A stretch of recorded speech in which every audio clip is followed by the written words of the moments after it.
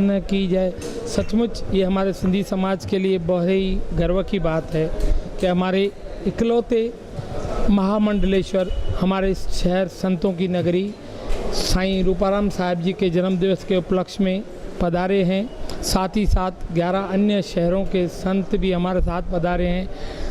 ये हमारे साईं की कृपा ही है कि उनके जन्म दिवस के उपलक्ष्य में, लेकिन उसके बाद में भी अगर इन सब कार्यों के पीछे किसी एक का कोई ज़रूरी है कि जो उद्यम से उन कार्यों को करे हुए हैं हमारे साईं साजनदास साहब, जिनकी आशीर्वाद और कृपा हम पर बरसी है और इस जीवन तरंग चैनल की भी शुरुआत करने जा रहे हैं। मैं साईं जी से 2 शब्द आशीर्वाद के मांगूंगा। जी साईं। ओम ओम मंगलम भगवान विष्णु, मंगलम गरुड़ध्वज, मंगलम पुंडरीकाक्ष, सर्वमंगलाय तनोहरि। अनंत कोटिश बधाई जीवन तरंग इलेक्ट्रॉनिक मीडिया को, जो आज हमारे परम पूज्य अनंत श्री उपोषित साईं रूपाराम साहब के प्राकट्य उत्सव के दिवस में देवभूमि भारत के अनंत अनंत महापुरुष आए। उस उपलक्ष्य में जीवन तरंग पत्रिका व जीवन तरंग इलेक्ट्रॉनिक मीडिया चैनल का प्रारंभ हुआ। बहुत बहुत उनको साधुवाद।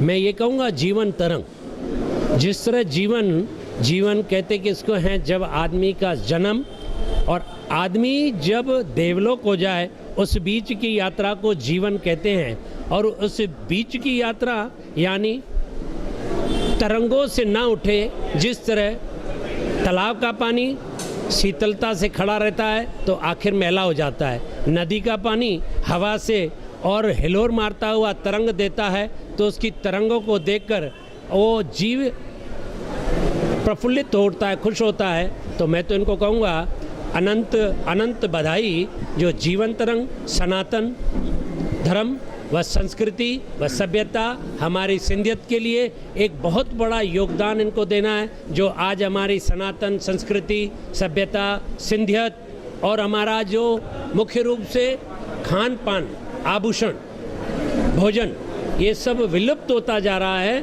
उसको वापस उजागर करने में जीवन तरंग अपना ये मीडिया के माध्यम से, जो मीडिया चौथा स्तंभ है, उसका पूर्ण निष्पक्ष रूप से पूरे विश्व में उसको फैलाकर और खूब ऊंचाइयों की ओर अग्रसर करे। यही अखिल भारतीय सिंधु संत समाज, समस्त साधु समाज और ये श्री बाबा जी का जो प्राकट्य उत्सव हुआ साईं रूपाराम जी का, बहुत बहुत साधुवाद। मुरलीधर रारा जी को जो इतने महापुरुषों को बुलाकर और ऐसी सेवा सिंधु नगर के अंदर, और उसके सहयोगी रहे हमारे कर्णधार हमारे साईं महंत साजनदास जी जो उल्लासनगर सिंधी समाज बेख के अध्यक्ष हैं। उन्होंने खूब सेवा की इस वयोवृद्ध अवस्था में।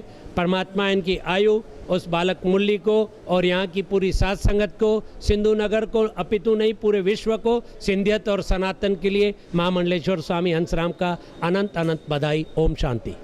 साईं जी एक दो लाइन मैं साईं जी से कहना चाहूँगा कि हमारे सिंधी समाज ने सब कुछ छोड़ने के बाद, त्याग करने के बाद, सिर्फ एक धर्म के लिए इस शहर पे अलग अलग जगह पर पलायन किया। और आपको भी मैं जहाँ तक जानता हूँ कई वर्षों से आपने सनातन धर्म के लिए इतना त्याग किया है। उसके बावजूद भी हमारे इस शहर उल्लासनगर में संतों की नगरी में करीब 2.25 लाख से ज़्यादा लोग कन्वर्ट होकर अलग अलग इनमें गए। उनके लिए एक थोड़ा सा संदेश। जो सबसे पहले जो मनुष्य, चाहे सिंधी हो चाहे कोई भी मनुष्य मात्र हो, सनातन जब से ये धरती उत्पत्ति हुई, पहला सनातन ही उत्पन्न हुआ जब ब्रह्मा जी ने 4 पुत्र सनक सनंदन सनातन संत कुमार का मानस पुत्र का उद्गम किया और उनको कहा सृष्टि की रचना करो, तो उन्हें बोलना हमने भोग में नहीं जाना है। तब हंस अवतार के रूप में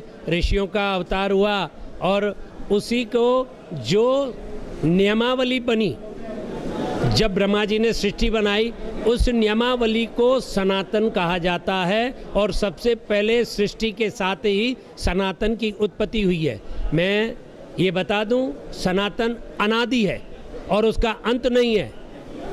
पर जितने भी दूसरे जो अपने को जात के हिसाब से, आप कहते हो धर्म, मैं उनको धर्म नहीं कहता हूँ, जात के हिसाब से जो धर्म लगाते हैं वो इस तरह हैं जिस तरह दीपक जलता है यहाँ लाइट जलती है तो पतंग आते हैं और वो उस लाइट पे टच होके मर जाते हैं, पर सूर्य का इतना प्रकाश होता है, कभी भी सूर्य के प्रकाश के आगे कोई दीपक नाचता नहीं और मरता नहीं है। तो सनातन सूर्य की तरह हमेशा अजर अमर है। और ये जितने भी हैं ना, आप जिनको कह रहे हो मुस्लिम धर्म, ईसाई धर्म या सिख धर्म, जैन धर्म, ये कली काल के स्वयंभू प्रगट हैं। इसलिए स्वयंभू प्रगट हमेशा स्थिर नहीं रहते हैं। इसलिए सनातन और संस्कृति जो भूल के गए ना, शायद उनको संतों का सानिध्य नहीं मिला है और ये उनको पश्चाताप है, उनको प्रायश्चित करना पड़ेगा।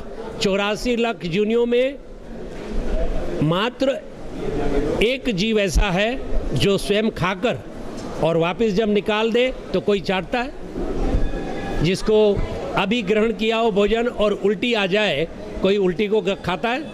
नहीं। इसी तरह जो उल्टी को नहीं खाता है वो एक मात्र प्राणी श्वान कुत्ता है जो उल्टी करके भी चाटता है। जो दूसरे धर्म में जाता है उसको कुत्ते की जून मिलती है, जो आजकल कली काल में देख रहे हो। जो कुत्ते की जून में भटकी हुई संतान थी, अपने संतान से ज़्यादा उस कुत्ते को प्यार करते हैं। ये पंथ का, जिन्होंने धर्म का त्याग किया है, उनको कुत्ते की जून मिलती है, ये शास्त्र कहता है। दीपक